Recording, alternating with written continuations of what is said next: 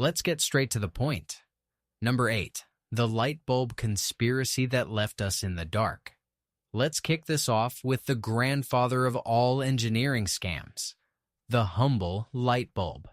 You've probably changed 3 of these in your kitchen this year alone, wondering why they pop the moment you flip the switch. It wasn't always like this.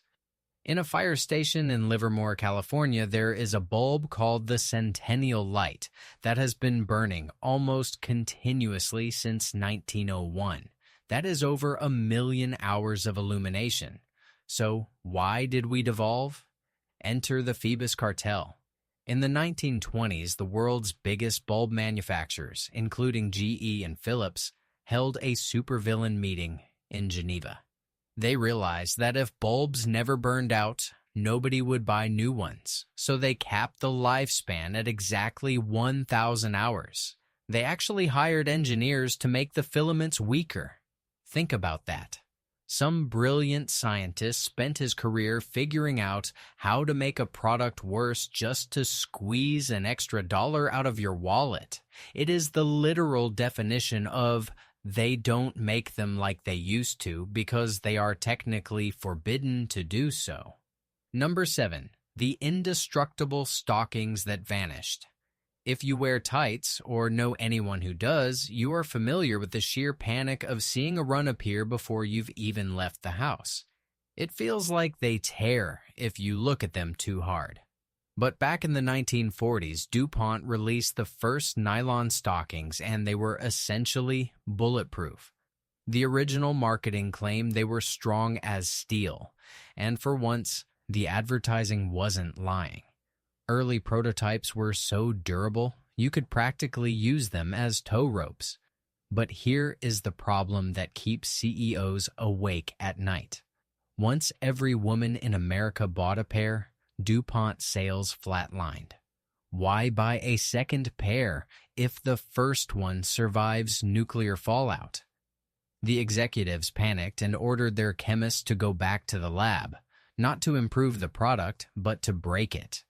They tweaked the chemical formula to make the fibers more fragile to UV light and friction. So, every time you get a run in your tights, remember you aren't clumsy. You are the victim of chemical sabotage designed to keep a subscription model on your legs. Number 6. The battery trap you can't escape. Let's talk about the glowing rectangle you're probably staring at right now. You treat your smartphone like a newborn baby. Expensive cases, tempered glass protectors, keeping it safe. Yet, like clockwork, 2 years pass, and suddenly your lightning-fast device starts moving, like it's wading through molasses. It shuts down at 30% battery and apps crash for no reason. Is it just old age? Please, that is software sabotage. Remember the Batterygate scandal? Apple literally admitted to throttling older iPhones via software updates, but the real crime is the hardware design itself. Remember when you could pop the back off your Nokia and swap the battery for $10? Good luck doing that now without a heat gun, specialized screwdrivers, and the steady hands of a neurosurgeon. By gluing the battery inside a sealed glass sandwich, manufacturers have ensured that when the lithium-ion chemistry inevitably degrades, it is easier to just drop $1,000 on a new phone than to try and fix the old one. It isn't sleek design, it is a literal expiration date with a touchscreen. Number 5. The printer ink extortion racket. Let's talk about the absolute worst piece of technology in your house, the printer. It is the only device that actually seems to sense fear. You buy a printer for $40, which seems like a steal, until you realize you've signed a deal with the devil. The liquid inside those cartridges is statistically more expensive per gallon than vintage champagne or even human blood. Seriously. But the real scam is the empty notification. You know, when it stops printing black text because it's supposedly low on cyan? That's annoying, but it gets darker. Most cartridges have a microchip that counts the pages you print. Once you hit a specific number, the chip tells the printer the ink is gone, even if the cartridge is actually half full of liquid. You are throwing away usable product because a chip lied to you. Many printers also have a hidden kill switch called a waste ink pad counter. After a set number of cycles, the printer simply bricks itself with a vague error message, forcing you to trash a functional machine. It is extortion, pure and simple. Number 4, the fast fashion fabric scam. Now, let's look at your closet. Have you ever bought a trendy shirt, worn it once to a party, washed it, and pulled out something that looks like it was chewed on by a rabid raccoon? That isn't you being bad at laundry. That is the insidious design of fast fashion. Back in the day, people bought clothes to last a decade. Today, brands operate on a system of 52 micro-seasons a year instead of just 4. To keep up with this insane speed, they stopped making clothes out of durable cotton and started weaving them out of what is essentially solidified oil and sadness. They use short staple cotton and low-grade synthetics that are biologically programmed to pill, stretch, and lose their shape after a few spin cycles. It is a brilliant economic trap. They make the clothing so cheap that repairing a loose button or a small tear feels like a waste of time. Why fix it when a new one is $5? They have successfully brainwashed us into treating clothing like disposable napkins. You aren't buying an outfit. You are renting a look for the weekend before it disintegrates into landfill fodder, forcing you right back into the checkout line. Number 3, the smart appliance trap. Let's head to the kitchen. If you go to your grandma's house, she probably has a refrigerator from the Cold War era.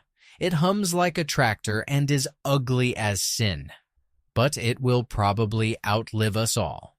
Now look at your stainless steel smart fridge with the Wi-Fi touchscreen. It can tweet, check the weather, and play Spotify, but statistically, it will be dead in 5 to 7 years.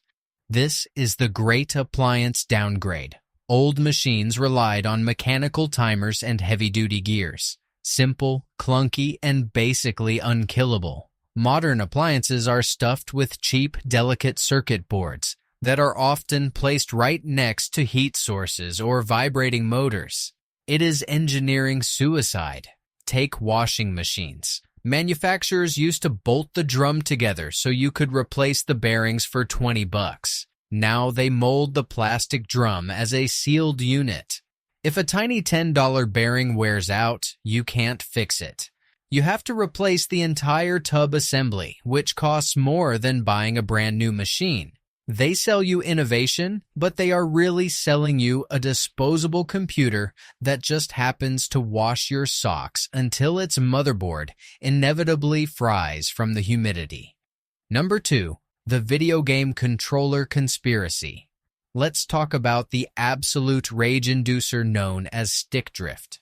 You are in the final circle of a battle royale about to take the winning shot, and suddenly your character looks at the sky and spins in circles like a confused ballerina. You didn't touch the stick. Your controller is haunted, or rather, it's engineered to die.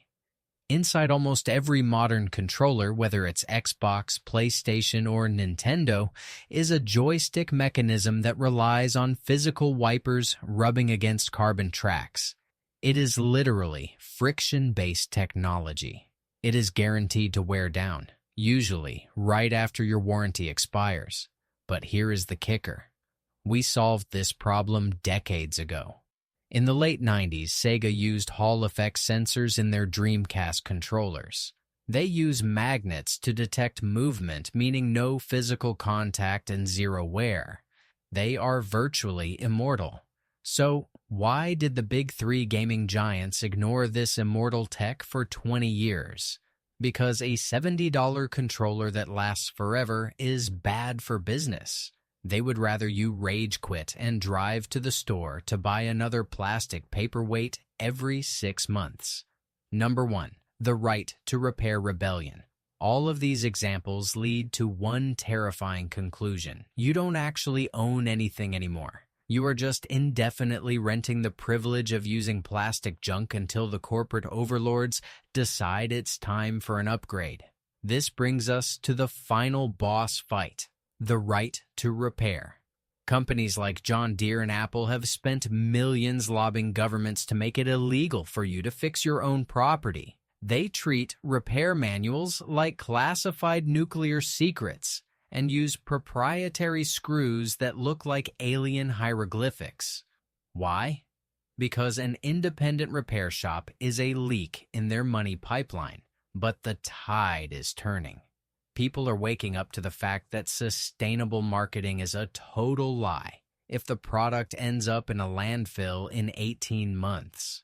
So the next time your toaster explodes or your phone slows to a crawl, don't just mindlessly swipe your credit card for a replacement. Get angry. Support right to repair legislation. Learn how to use a screwdriver. Because the only thing that should be obsolete is the idea that we have to put up with this garbage.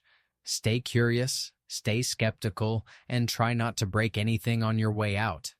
If you like the video, hit that like button before your screen decides to glitch out for no reason.